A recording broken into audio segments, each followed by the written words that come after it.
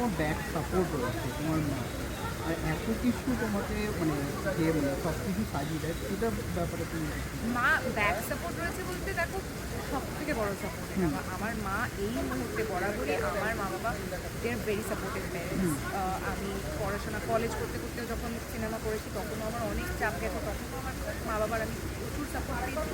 কিন্তু এই সময়টা মানে ধারাবাহিকের এই টাইমিংটা, তার সাথে সাথে আমার অন্যান্য কাজ, এইগুলোকে ম্যানেজ করার জন্য আমার মা যেভাবে আমার পাশে রয়েছে, আমার মা না থাকলে হয়তো আমি এতদিনে বোধহয় ভীষণ টায়ার্ড বা ভীষণ ইরিটেটেড হয়তো একটা ব্যক্তি হয়ে যেতাম। কারণ আমাকে ধারাবাহিকের পাশাপাশি আমার অন্যান্য কমিটমেন্টগুলো, আমার এর আগে আগামী অনেক রিলিজ আছে যেগুলোর জন্যও আমাকে সময় বার করতে হচ্ছিলো, মাঝে মধ্যে শ্যুট করতে হচ্ছে।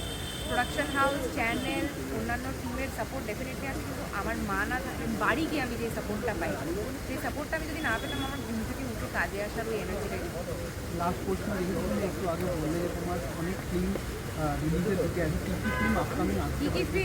দেখো, কী কী প্রজেক্ট আমার রিলিজ হচ্ছে সেগুলো তোমরাও জানো যে যতক্ষণ না অনুমতি পাওয়া যায় ততক্ষণ অভিনেতাদের বলা বারণ, তাই আমার এখন বলা বারণ। কিন্তু আর আমি আমার এই ছবির প্রমোশনে এসে অন্য কোনো ছবির কথা আমি এখন বলতে চাই না। ডেফিনেটলি সেখানেও তোমাদের সবার সাথে আমার দেখা হবে, সেই ছবি নিয়ে তখন কথা হবে, সেই কাজ নিয়ে কথা হবে। আপাতত আমি প্রিয়াশা, লক্ষ্মীকান্তপুর লোকাল রিলিজ হচ্ছে 21শে নভেম্বর। আমি